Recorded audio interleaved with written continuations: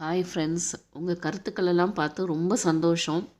என்னால் அடுத்து கொஞ்சம் கதை அத்தியாயம் 30. எல்லாமே சரியாக நடக்கிறது என்கிற நம்பிக்கையில் நினைத்திருக்க சக்திக்கு உண்மை தெரிந்ததே பிரச்சனையாகி போக இப்பொழுது அவள் வீட்டை விட்டு வெளியேறியது அடுத்தடுத்த பூகம்பத்திற்கு ஆரம்பமானது. அவள் தன்னுடைய எதிரிகள் கையில் சிக்காமல் இருக்க வேண்டுமே என்று எண்ணி கவலை கொண்டான் அந்த தொழில்முறை கொலைகாரன். அவன் யாருக்காகவும் இதுவரை கவலைப்பட்டதில்லை. உள்ளுக்குள் பதற்றம் ஏறத் தொடங்கியிருந்தது. பலரின் ரத்தம் தோய்ந்த கைகள் முதன்முறையாக நடுக்கத்தை கண்டது. கேசவனின் இறுக்கமான முகம் அவனது மனநிலையை எடுத்துரைத்தது. கார்த்தியின் மனதிலும் பயப்பந்துகள் உருண்டு கொண்டுதான் இருந்தது. ஊர் முழுக்க எதிரிகளை சம்பாதித்து வைத்திருக்கும் நேரத்தில் சக்தி அவர்கள் கையில் கிடைத்தால் என்கிற எண்ணமே பயமுறுத்தியது. சக்திக்கு ஏதாவது ஒன்றென்றால் இந்த ஊரையே அழித்துவிட்டு தான் ஓய்வான் கேசவன் என்பதும் உறுதி. அரை மணி நேரத்தில் போய் சேர வேண்டிய வீட்டிற்கு 10 நிமிடத்தில் போய் சேர்ந்தார்கள். அத்தனை வேகம்! வண்டி நிற்கும் முன் இறங்கி வீட்டிற்குள் வேகமாக நுழைந்து ஒவ்வொரு இடத்திலும் தானே தேடிவிட்டு ஆட்கள் அனைவரையும் வீட்டிற்குள் அழைத்தான். ஒவ்வொருவரையும் தனியாக விசாரித்து அறிந்து கொண்டான். சுமார் எத்தனை மணி அளவில் அவள் வீட்டை விட்டு வெளியேறி சென்றிருப்பாள் என்று கேட்டறிந்து கொண்டும் யார் யார் எங்கே தேட சென்றிருக்கிறார்கள் என்பதையும் அறிந்து கொண்டான். சற்று நேரம் குறுக்கும் நெடுக்குமாக நடந்தவன், சக்தி காணாமல் போனது நம்ம ஆட்கள் தவிர வெளியே மூச்சு கூட காட்டக்கூடாது, மீறி போச்சு அடுத்த நிமிஷமே போட்டு தள்ளிட்டு தான் மறுவேளை பார்ப்பேன் என்றான் மிரட்டலாக. நான் அண்ணியை கண்டுபிடிச்சி உங்ககிட்ட கூட்டிகிட்டு வரோம், நீங்கள் கவலைப்படாதீங்க என்றவன் கார்த்தியுடன் அவள் எங்கு சென்றிருக்க வாய்ப்பிருக்கிறதே என்று பேச ஆரம்பித்தான். அதே நேரம் அவளை தேடிச் சென்றவர்களிடம் எல்லாம் தகவல் வர ஆரம்பித்தது. தேடலுக்கான விடை பூஜ்ஜியமே. தனது வீடிருந்த சுற்றுப்புறத்தை சல்லடையாக சலித்தார்கள். அதோடு கடற்கரையோரம் ஆளில்லா பூங்காக்கள் என்று சென்னையை இண்டு இடுக்கு விடாமல் தேடினார்கள். அதே நேரம் அமைச்சருக்கு செய்தி சென்றது. கேசவன் சென்னை முழுவதும் எதையோ தேடிக்கொண்டிருக்கிறான். அவன் எதை தேடுகிறான் என்று தெரியாமல் அமைச்சரின் ஆட்களும் தங்களின் தேடலை தொடங்கினார்கள்.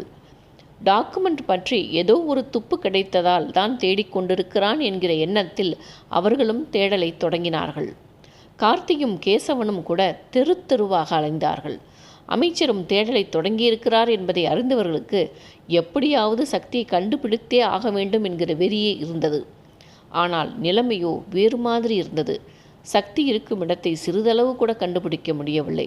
அது பத்தாது என்று அமைச்சரின் அலுவலகத்தில் கேசவனுக்காக ஒற்று பார்ப்பவனிடமிருந்து ஃபோன் புதிய டாக்குமெண்ட்ஸ் தயாராகிவிட்டதாகவும் இன்னும் 2 நாட்களில் கையெழுத்தாக போவதாகவும் குண்டை போட்டான். அதே சமயம் மக்கள் உலகம் சேனல் ஆஃபீஸிலிருந்தும் ஃபோன். அவர்களுக்கும் அமைச்சரின் அடுத்த கட்ட நடவடிக்கை தெரிந்து போக உடனடியாக தாங்கள் செயல்பட வேண்டும் என்பதற்காக கேசவனை சந்திக்க வேண்டும் என்றார்கள். அவனோ பித்து பிடித்தது போல் இருந்தான்.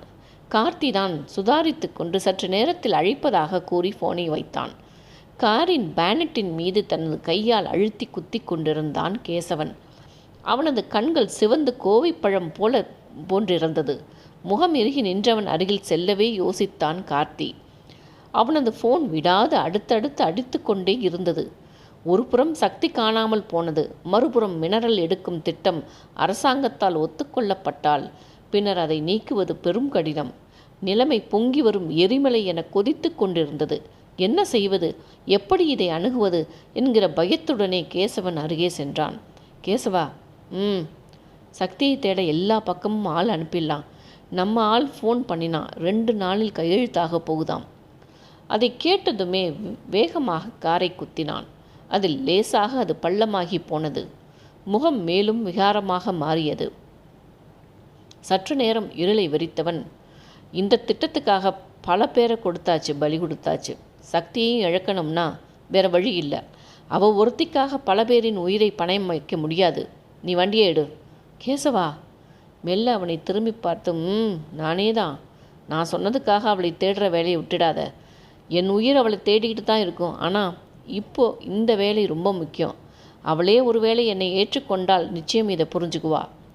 பட்டென்று அவனை அணைத்து விடுவித்த கார்த்தி, சக்தி கிடைச்சிருவா, நீ கவலைப்படாதே என்றவன் கேசவனின் தோள் மீது கை போட்டு காருக்கு அழைத்துச் சென்றான். அடுத்த நிமிடம் கார் மக்கள் உலகம் ஓனர் சொன்ன இடத்திற்கு சீறி பாய்ந்தது. பாண்டிச்சேரி போகும் வழியில் அமைந்திருந்த பங்களா ஒன்றில் அவர் காத்திருந்தார். அவருடன் டிவி சம்பந்தப்பட்ட ஆட்கள் சிலரும் இருந்தனர். கேசவனை கண்டதும் எழுந்து வந்து கை கொடுத்து உள்ளே அழைத்துச் சென்றார். அனைவரும் அமர்ந்ததும் அங்கே ஒரு ஆழ்ந்த அமைதி. யாரும் கேசவனுக்கு முன் பேசிவிட பயந்தனர். சற்று நேரம் பொறுத்து பார்த்தவன் தனது சட்டைக்குள் கைவிட்டு அந்த டாக்குமெண்ட்டை எடுத்து டீப்பாயின் மீது போட்டான். மக்கள் உலகம் ஓனரிடம், நீங்கள் கேட்ட ஆதாரம் இதுதான், திட்டம் செயல்படுத்துவதற்காக போடப்பட்ட ஒரிஜினல் பிளான். இப்போது அவங்க செயல்படுத்த போகிறது டூப்ளிகேட் தான். இதை ஆதாரமாக வச்சு தான் நாம் மக்களை நெருங்க முடியும். தன் எதிரே இருந்த டாக்குமெண்ட்டை எடுத்து அதை படிக்க ஆரம்பித்தவரின் முகம் இறுக ஆரம்பித்திருந்தது. முழுவதுமாக படித்து முடிக்கும் வரை அங்கு பேரமைதி. லேசாக தொண்டையை செருமிக்கொண்டு, இதனால் என்னென்ன பாதிப்பு வரும்னு இவங்க யாருக்குமே தெரியாதா? காசு வரும், அது மட்டும்தான் அவன் கண்ணுங்களுக்கு தெரியுது. இவங்கள மாதிரி அரசியல்வாதிகளால் தான் நம்ம நாட்டோட வளங்கள் எல்லாம் அழிஞ்சிக்கிட்டு இருக்கு. இன்னும் 2 நாளில் பூஜை போட போகிறானுங்க. நாம் என்ன செய்ய போகிறோம்? அவரும் தீவிரமான முகத்துடன், எங்களுக்கு ஒரு 4 இல்லை 5 மணி நேரம் டைம் கொடுங்க, பக்காவாக ஒரு ஷோ பண்ணிடலாம். அதுக்கு அந்த ப்ரொஃபஸர் கொடுத்த தகவல்கள் வேணும் என்றவர் தன் ஆட்களின் பக்கம் திரும்பி, என்னப்பா டைம் போதுமா என்றார். அவர்கள் பலமாக தலை செய்து, தாராளம் சார், அதுக்கு முன்னே முடிச்சு கொடுக்க ட்ரை பண்ணுறோம் என்றனர். ஒரே நேரத்தில் டிவி, ஃபேஸ்புக், ட்விட்டர், யூடியூப்னு அத்தனை சோஷியல் மீடியாவிலையும் வெளிவரணும்.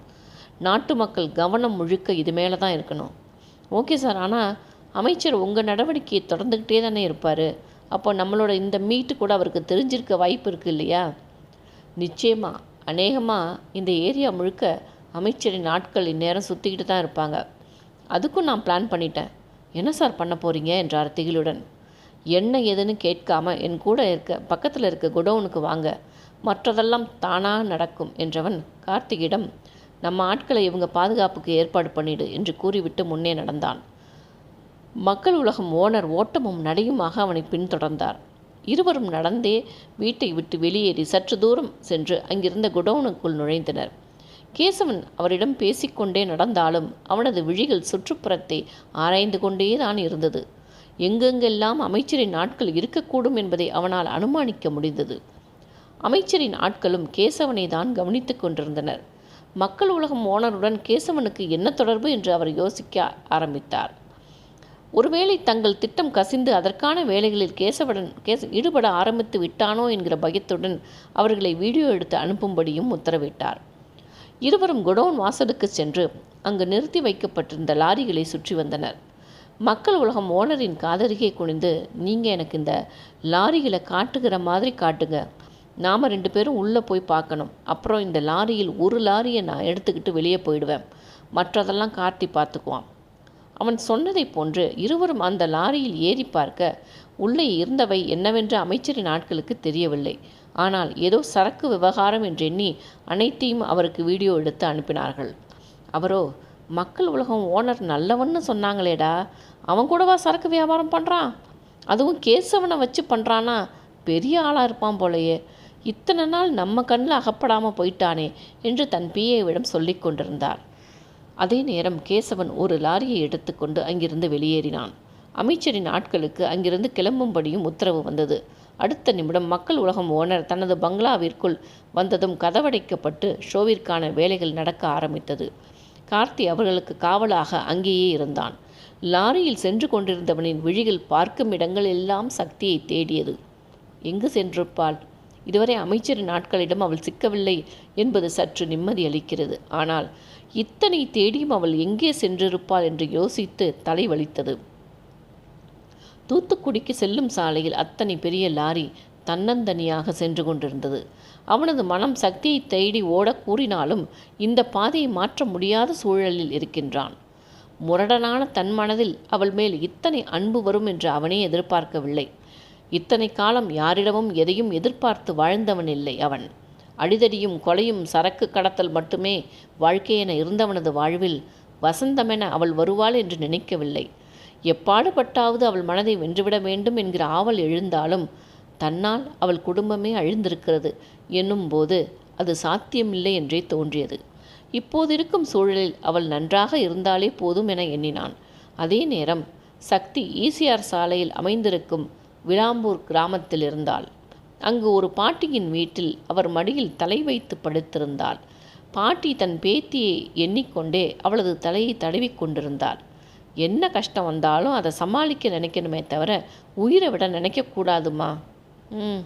சின்ன வயசு பொண்ணு இப்படி தனியாக தன்னந்தனியாக இடம் தெரியாமல் வரலாமா?